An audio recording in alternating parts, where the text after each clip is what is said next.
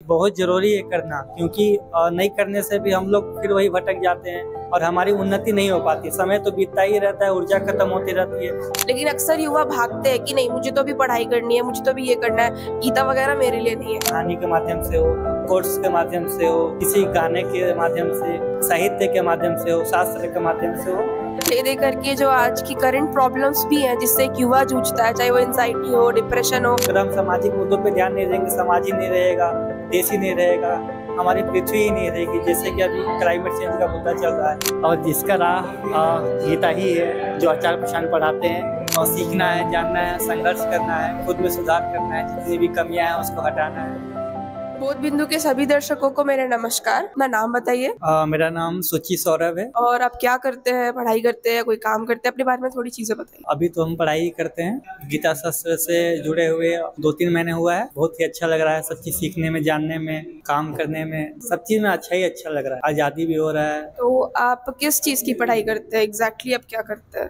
अभी तो पढ़ाई एडमिशन लेना है, फिलोसॉफी ऑप्शनल दर्शन शास्त्र पढ़ने के लिए, एमए के लिए। हाँ, आप तो 2-3 महीनों से सेशन से जुड़े हैं, आज का सेशन भी आपने किया, और क्या क्या बदलाव आपके जीवन में आ रहे हैं? बदलाव तो बहुत सारी आई हैं, जैसे अपने डर को हटाना, सामने आना, समाज के कर्म करना, कुछ खुद के लिए अर्निंग्स करना, फिर घूमना, कुछ कलाएं सीखना, जिंदगी को जीना।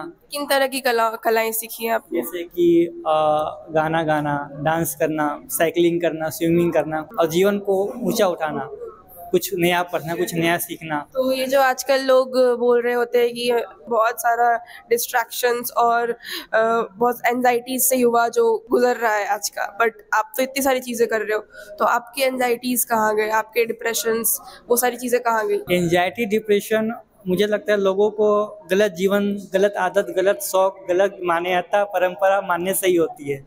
वरना जीवन देखा जाए तो चाहे हम प्रकृति में पशु पक्षी का देख लें, या फिर किसी भी हम जिसे अपने आराध्य मानते हैं, चाहे श्री राम कह लें, चाहे बुद्ध कह लें, सबका जीवन में संघर्ष होता है। संघर्ष जीवन का भाग है। अब इसे बहुत सारे लोग इससे भागना चाहते हैं।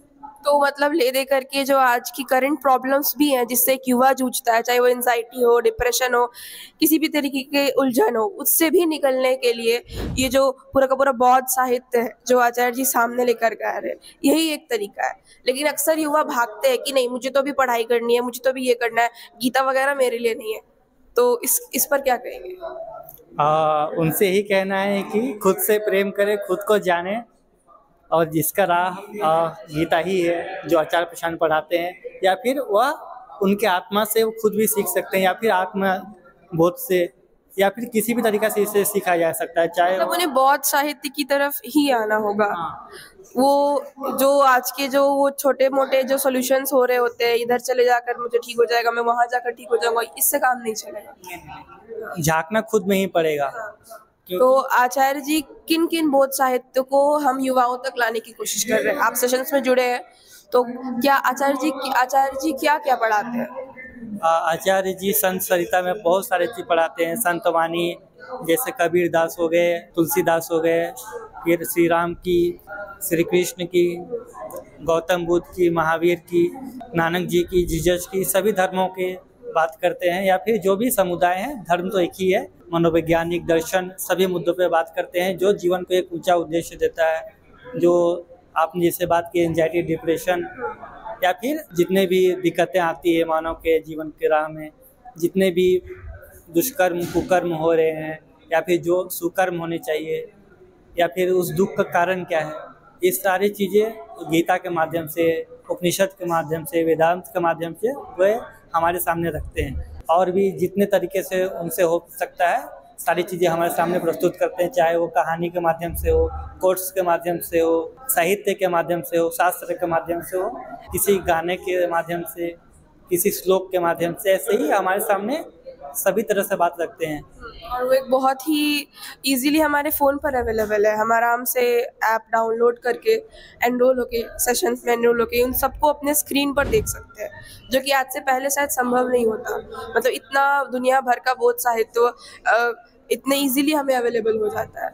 तो आप सेशंस रेगुलरली करते हैं?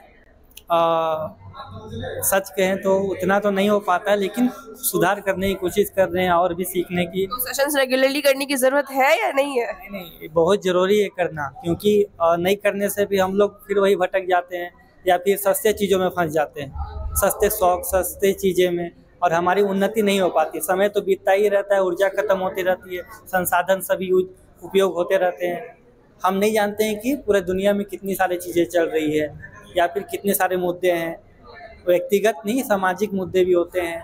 ऐसा नहीं कि हम खुद को ही देखते रहें। अगर हम सामाजिक मुद्दों पे ध्यान नहीं देंगे, समाज ही नहीं रहेगा, देश ही नहीं रहेगा, हमारी पृथ्वी ही नहीं रहेगी। जैसे कि अभी क्लाइमेट चेंज का मुद्दा चल रहा है, अगर हम खुद में ही, खुद के शौक में ही, खुद की चाहत में ही डूबे रहें केवल, और इन सभी मुद्दों पर ध्यान ना दें, तो ना ही ये पृथ्वी रहेगी, तो फिर हमारी चाहत का क्या हुआ, हमारे प्रेम का क्या होगा। और ये हमारी कैसी चाहत है? वास्तविक में अगर जो बोध साहित्य है वो क्या कहता है, वो तो खुद को ही देखने कहता है। और अगर हम खुद को नहीं समझेंगे तो फिर हम समाज को भी कैसे समझेंगे? तो समाज को भी समझने के लिए पहले क्या आवश्यकता है? हाँ, इसके लिए भी वही आचार्य प्रशांत से जुड़े और सीखे समझे जाने खुद को, बोध साहित्य पुस्तकें पढ़ें या फिर जिस भी माध्यम से अपना प्रेम प्रकट कर सके और उस प्रेम में जी सके।